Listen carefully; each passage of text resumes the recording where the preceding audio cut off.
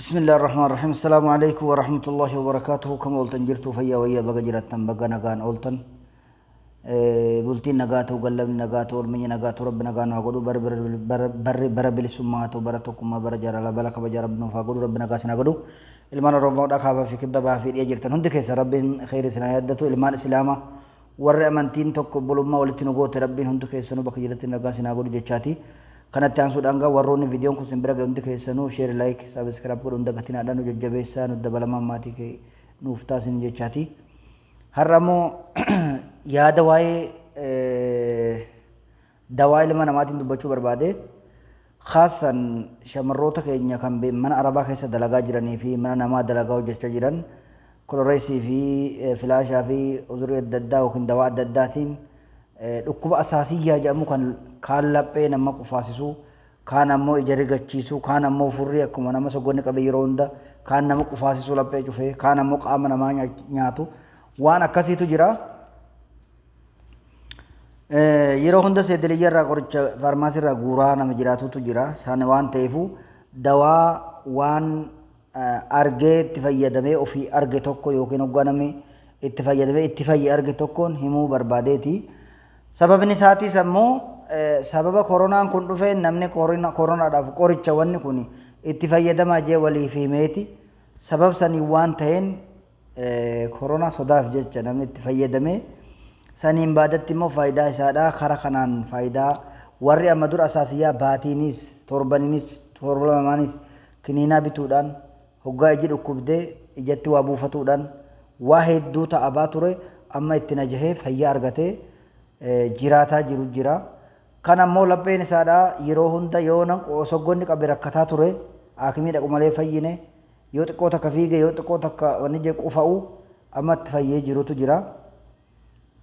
Kan ammoo yeroo hunda yoo wanni fedhe itti ajaaye attifachiisu yookiin qufaasisaa ture jechuu ajaawaa takka hin dandeenye urgaa shittorraa bokorirraa waan ajaahirraa waan fedhirraa ta'u uzurti ta'u nama akkasiisaniif dawaa waan ta'ee jiruun dawaa sana isiniif himuu barbaade.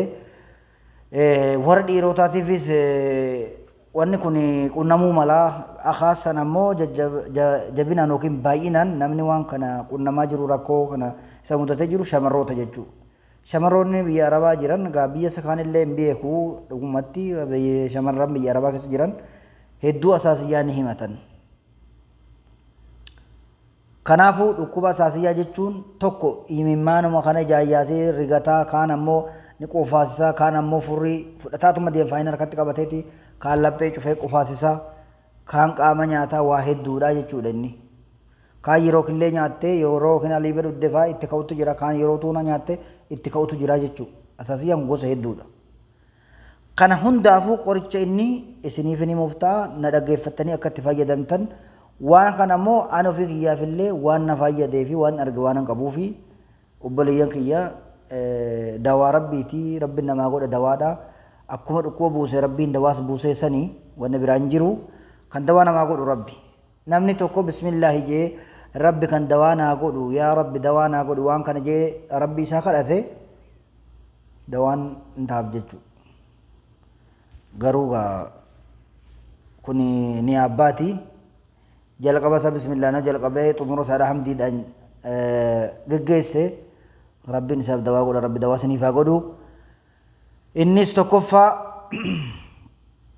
isinitti lakkaaha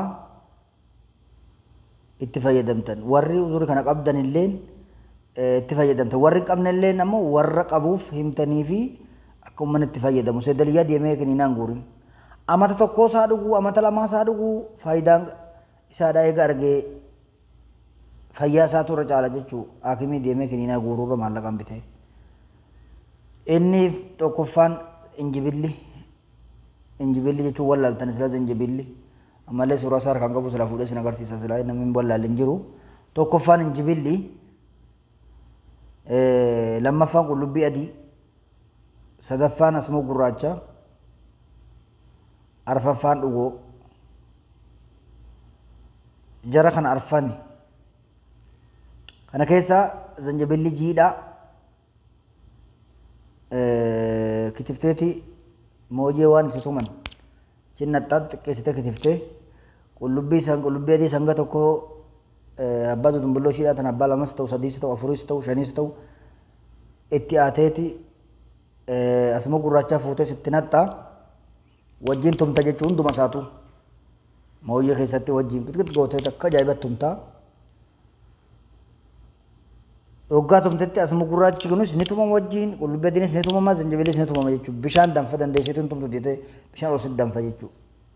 Zanjabiilli jiidhaa waan ta'eefu. Waggaa tumtee geessifteetti bishaan qofa keesseeti bishaan danfiftaa bishaan danfaa sanitti gadi nattee itti cuqqaaltaa dhugaadhaan daffu. Maaliif dhugaan danfee zanjabiilli kunis qullubbii adiin kunis asuma gurraachi kunis danfee itti bahuu qaba. Yoggaanni danfee geessisetti akka ajaa'ibatti dhugoo yookiin abbaa lama fuuteetti kitiftee yoo itti cammaqxuus itti aatus dhugoon deetee yoo cammaxxee itti aates keessumatti aataa akkasitti dafqee hoggaa inni baheef fuutee tallaajaa itti naxxaa kooba nagaa tokko ni dhuddaa. Baada al-akil yookaan ogaa nyaata nyaatteen baadatti dhudda jechuudha. Nyaata eega nyaatteen baadatti ni dhudda. Takkaa ganama ogaa midhaan nyaatte takkaa galgala ogaa midhaan nyaatte yeroo kana lamman laazim dhuguudha qabda deete. Odoo danda'amee yeroo nyaata nyaattu sadanuu kan dhuddu ta'uu gaariidha sila inni irra caalaan. Waa hedduuf gaariidha.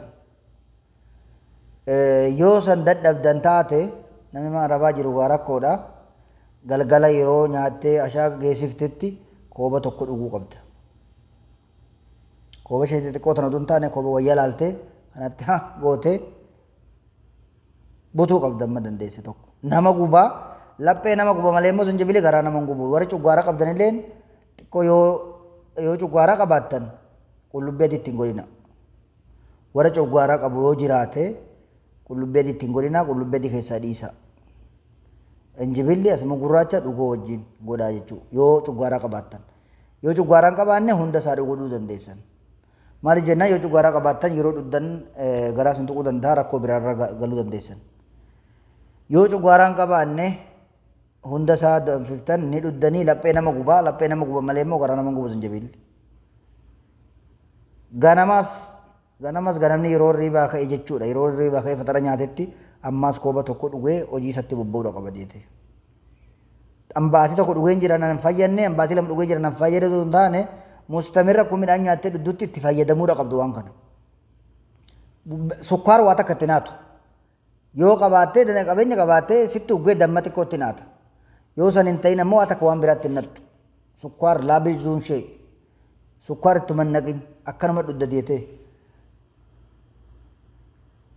In agartaa faalii isaatis in agartaa fayyaa isaatis waa meeqaaf qoricha akka ta'e in agartaa yoo cuggaaraa qabaattan qullubbii itti na'ina. Maaliif jennaan qullubbiin cuggaaraa ni kaafti qullubbii adiin qullubbii diimatuun ta'a qullubbii adii. Kanaafuu obboleeyyan keenya rabbi dawaa isiniif haa godhu warri dawaa kanatti fayyadamuu barbaadde warri asaasiyyaa qabdu warri attifatu jirtu warri imimmaa rigatu jirtu warri lapheedhaan rakkoon si qabu jiru. Kana hundaafuu qoricha wanni kuni akka itti fayyadamtan rabbi dawaa isinii haa godhu kan dawaa namaa godhu rabbi akkasii hoggaa daffiftanillee maasha Allah akka ajaa'ibatti daalachaa'eeti ilaali kunoo fincaan fardaa fakkaata. Kanagaa yeroo lama yoo sadii dadhabde duu argame sadii ture. Tabiraatii qaama namaatiifuu midhaan nyaattee yeroo geessiftetti eega kana dhuddee midhaanuma nyaatte kanaafuu jechuudha inni qaama haffalsitti godha. Warra kana garaan tun moora babbaaftee gadirraa totonaafis qoricha ta'a. Waa biraatiif illee qoricha jechuudha. Garaan tunis akka ruuchoon gadi sin guddanne ittisuu dun taane midhaan sitti hin dabalu jechuudha. Kan duraarra malee kan duraa jiru malee kan boodaa sitti hin dabalamu. Yoo duraan qabaatte yoo qabaatuu dhabde sitti hin dabalamu itti fayyadamii jechuu barbaadeeti. Kanaan alatti qorichi isaadhaa waa hedduuf gaariidha garuu warra asaasiyyaa qabuuf irra deebi'ee warra asaasiyyaa qabu akka itti fayyadamtee jarrabdu waan kana. Itti fayyadamnee waan agarree fi akka sheekicha tokko jira Hamza Shee Jaabirra waan jedhe qoricha dawaa nama himeeti ijoolleen godhattee si sheeka maali wanni kun nuuf fayyannee ati akkamitti godhattee jennaanu ani maalan ta'ee nagaan qaba rakkoon qabu isiniif hime malee fetan godhaa fedhan dhiisaa duuba waan ofiin godhatin akkamitti himtaa jennaan ani akkaan itti beekutti waan argisinitti mee hin jira isin ammoo maaliif akkan hin jetti malee waan namni isin hin godhattanii jeeni ani ofiifiin godhadhee ofiifiin argee nama godhatee itti fayyeen argee akkasii isin jawaan qabatamaatii waan faayidaatii itti fayyadamaa fayyataa jiraadhaadha baatii takka lama godhattee immoo nam fayyana jettee bana arabaa keessatti yeroo hunda juurra yeroo hunda dhuddee fayyuutu irra sii caalaadha. Khaasan ammoo warri biyya awwaarri jiru silaa bara kanallee alhamdulillah awwaarri hin jiru guddoodha. Khaasa warri biyya awwaarri jiru jirtan ni beektanii itti fayyadamaa baay'inaan. Warri lafa qabbanaa lafa awwaarri hin jirre jirtan illee guddoo sun itti nammaatu taha. Baay'inaan mana arabaa keessa asaasiyyaa silaa beekamaadha. Warri lafa biyya awwaaraa jirtan خليجي تناكيسه هند كيسانو بكجرتنيتي اتفايدما فياتا جرادا بلتي غاري جنة ربي دواسني يقول ربي سنا فيجسو هو ستا جرو هند لمان سلام ربي فيجسو كفاياك ابو هند ربي عمري اديرسو كدا بي ربي اكنو كبينيا غاري ربي سنا فكنو فياتا جرادا السلام عليكم ورحمة الله وبركاته بلتي غاري جنة فياتا جرادا ور فيديو کو سمبرا گهمو يو سنا جايبه شير لايك سبسكرايب گودن دغتنو ججبيسا سن جچاتي فياتادا ورت فيتني سمدي ربي غشا فياتا كانما فيس ربي عند واهمون قبل ملي فيادا فموت غفتو مان قبو كان فيس ربي كوني ربي كيسن كدا السلام عليكم